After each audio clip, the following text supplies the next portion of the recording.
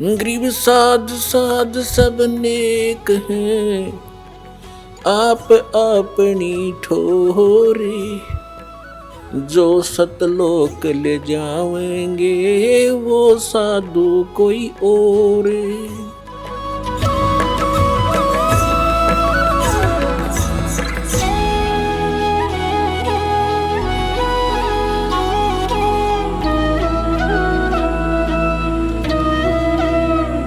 काशीपुरी कष्ट किया वो उतरे अधर अधारे।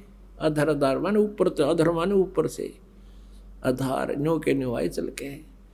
और मोमन को मुजरा हुआ हा जंगल में दीदार। मोमिन कहते मुसलमान को। अब कबीर परमेश्वर की छवि को कैसे वर्णित कर रहे हैं आदरणीय गरीबदास साहिब जी। कोट किरण शशि भान सुध आसन अदर विमाने। परसत पूर्ण ब्रह्म को शीतल पिंड अरु प्राण। जब नीमा ने मालिक को गोद में ले लिया, सीने से लगाया, उसका मुंह चूमिया जैसे बच्चे से प्यार करती है माँ, तो कहते हैं परसत पूर्ण ब्रह्म को, उस पूर्ण परमात्मा को टच करते ही, परसत माने टच करते ही, छूते ही, और शीतल पिंड और प्राण जैसे बर्फ ने हाथ पर रख दे वो अपना प्रभाव दिखाती है। ऐसे ही कहते हैं भगवान को जब जो ही टच किया, सीने से लगाया छोटे बालक रूप में माई ने, कहते ऐसा एकदम सारे शरीर में शरण शरण सा हुआ, ऐसा अफेक्ट हुआ उसके। गोद लिया मुख चूम कर एम रूप झलकनते। जगर मगर काया करे जैसे दमके पद्म अनंत। नीमा ने गोद लिया, मुख चूम के प्यार किया अपने बच्चे के तुल्य, और कहते हैं हेम रूप झलकंत। हेम माने हिम, परमात्मा का रूप।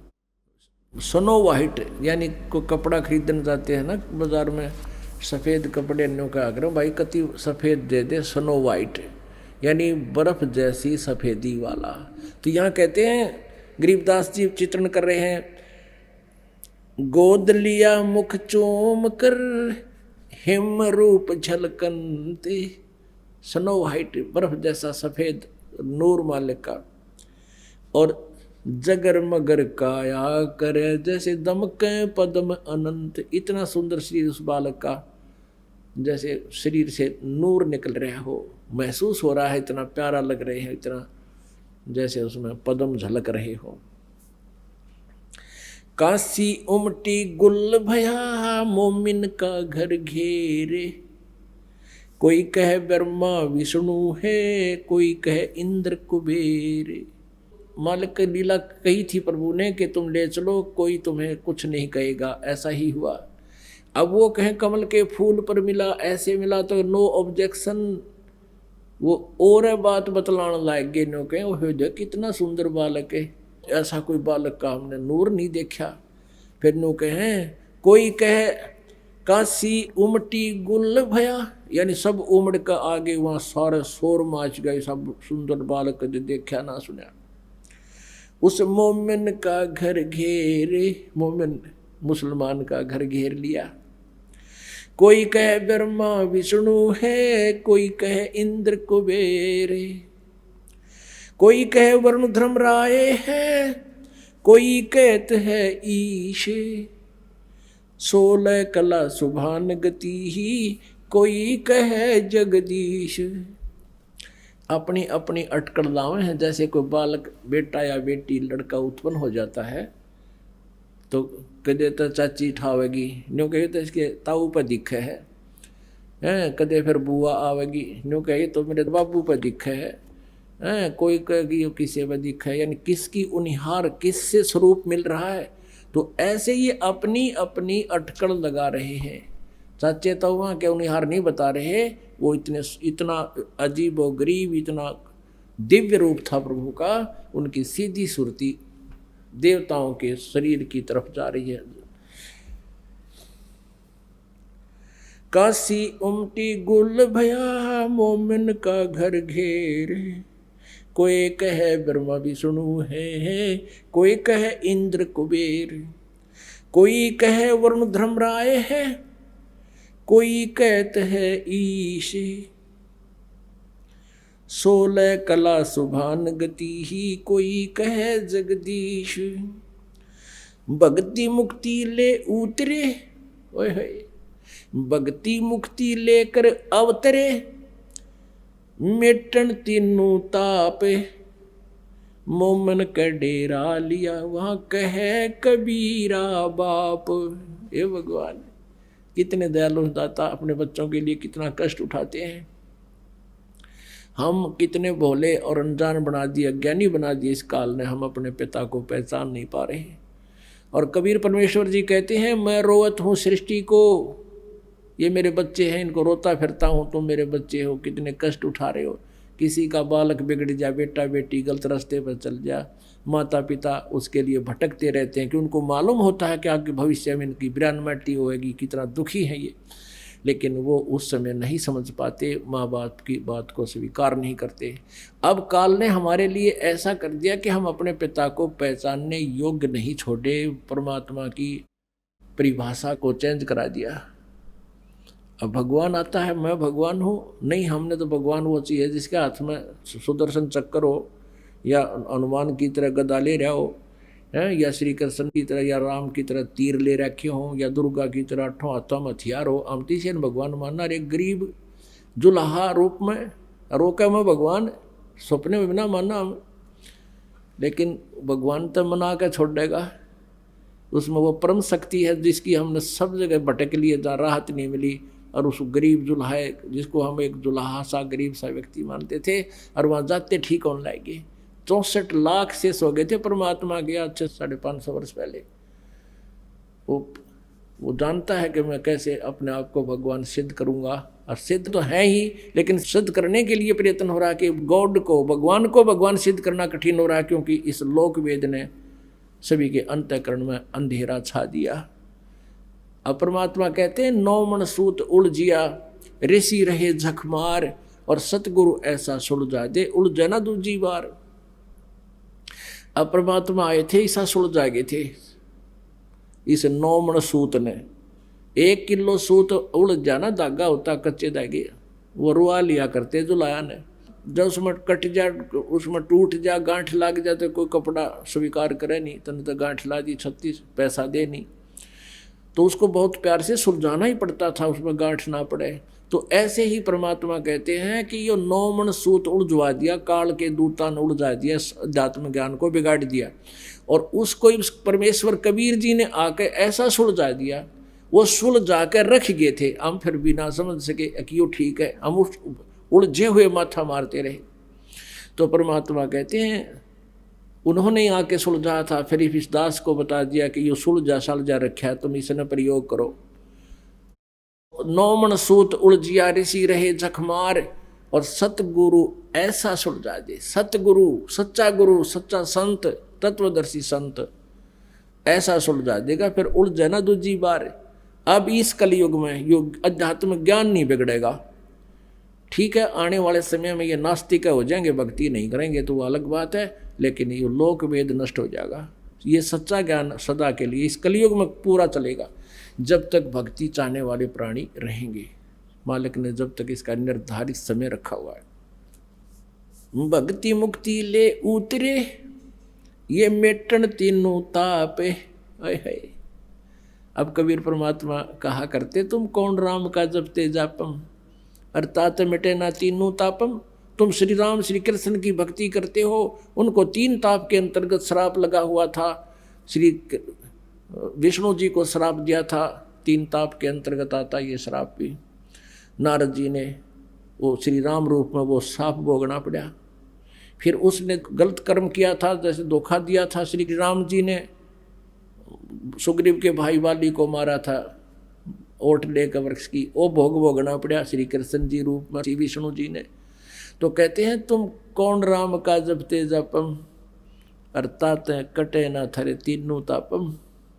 अब यहाँ पे गरीबदास साहब कह रहे हैं, वो तीनों ताप मेटन खातिर स्वयं परमात्मा आए, वो औषधि बनाकर रख गए कबीर वाणी में। और ये कबीरपंथी भी नहीं समझ सके, क्योंकि जब तक उस मालिक की रजा ना हो, क्योंकि वेद और ग्रंथ गीता जी ये हमें अभी तक इसलिए एक बहुत पहाड़ नजर आते थे कि ये संस्कृत भाषा में लिपिबद्ध थे। अब पर इन्होंने कुछ थोड़ा बहुत अटकल उटकल ला के कुछ हिंदी भी कर दी, जो थोड़ी बहुत ठीक, कोई गलत भी किया। गलत नहीं, हम ठीक कर लेंगे, क्योंकि हमारे को वो ज्ञान है जो सूक्ष्म वेद में सही है। उस सूक्ष्म वेद से जो थोड़ा बहुत फेरबदल इन्होंने कर दिया, तो हम तुलना करके उसको ठीक कर लेंगे। तो वो ज्ञान वेदों का और गीता का अब हमारे समझ में आ रहा है। अब क्या बताते हैं, भक्ति मुक्ति ले उतरे, वो परमात्मा कबीर जी अवतरित हुए, स्वयं चल कर आए। भक्ति मुक्ति ले उतरे ये मेटन तीनों ताप, मोमन के डेरा लिया कह कबीरा बाप। एक मुसलमान के घर, जुलाहे के घर पे कहते हैं डेरा लिया। एक जुलाहे के घर पे आके मालिक ने अपना स्थान बनाया, और उसे जुलाहे को कहते हो परमात्मा एक रोल करने के लिए कहते हैं, उसको बाप कहता है, पिता बोलता है, सारी सृष्टि का पिता। और एक जुलाहे नीरू को बाप कहकर, पिता कहकर बुलाता है। अपने आत्माओं, अपने बच्चा के लिए अपना माँ बाप दुखी हुआ करे, ठीक है, दूसरे औपचारिकता करने तो 2 दिन आ जाओगे, क्या हाल है, की हुआ बालक गेला कैसे हो गया, लेकिन जिसका लग गया वो जाने।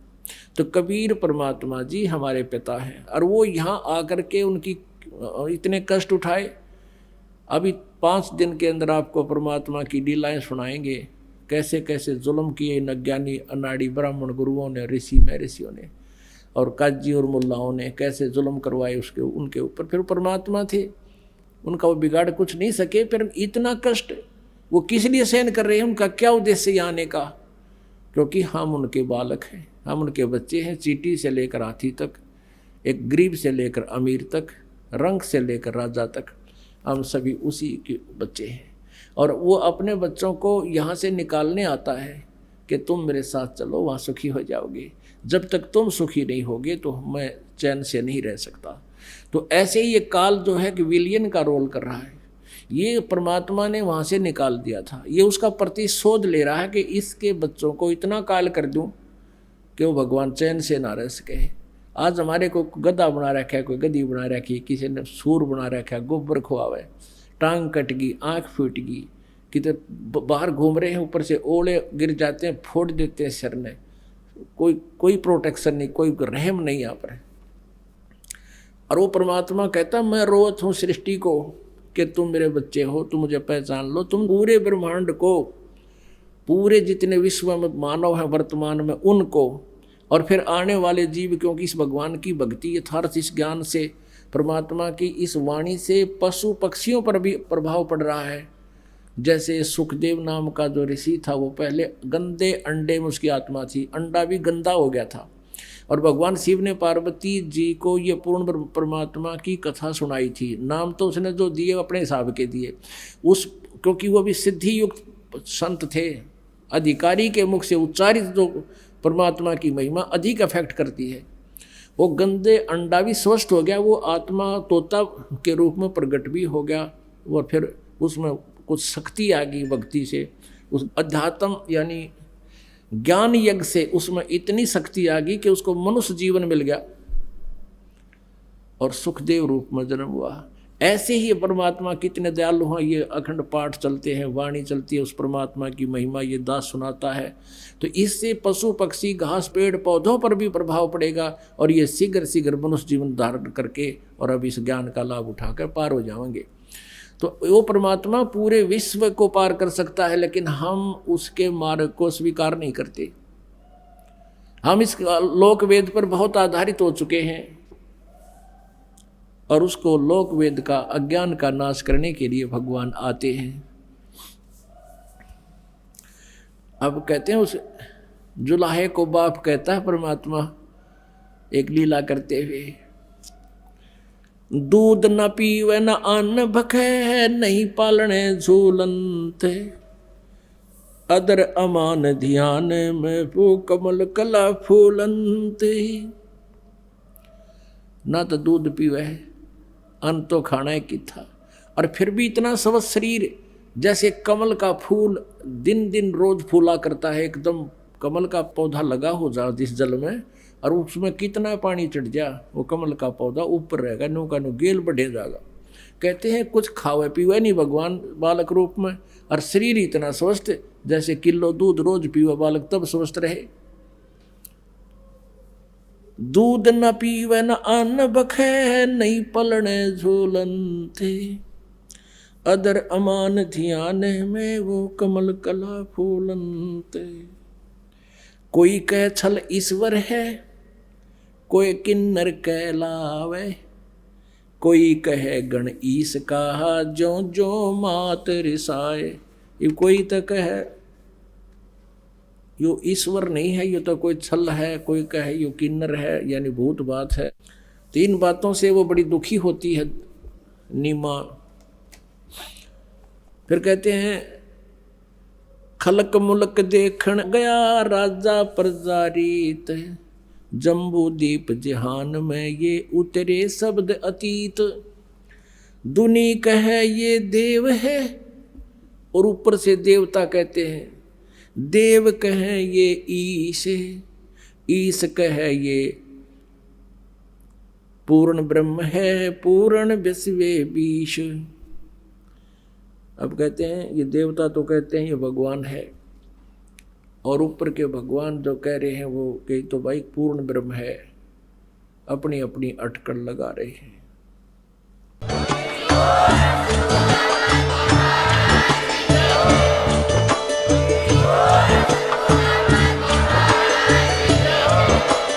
आप सुन रहे थे जगत गुरु तत्वदर्शी संत रामपाल जी महाराज जी के मंगल प्रवचन। अधिक जानकारी के लिए विजिट कीजिए हमारी वेबसाइट www.jagatgururampalji.org। संत रामपाल जी महाराज जी के शुभ आशीर्वाद से पूरे विश्व भर में 500 से भी ज्यादा नाम दीक्षा केंद्र हैं, जिन पर संत रामपाल जी महाराज जी द्वारा ऑनलाइन निशुल्क नाम दीक्षा दी जा रही है। अपने नजदीकी नाम दीक्षा केंद्र का पता करने के लिए संपर्क करें 8222880541।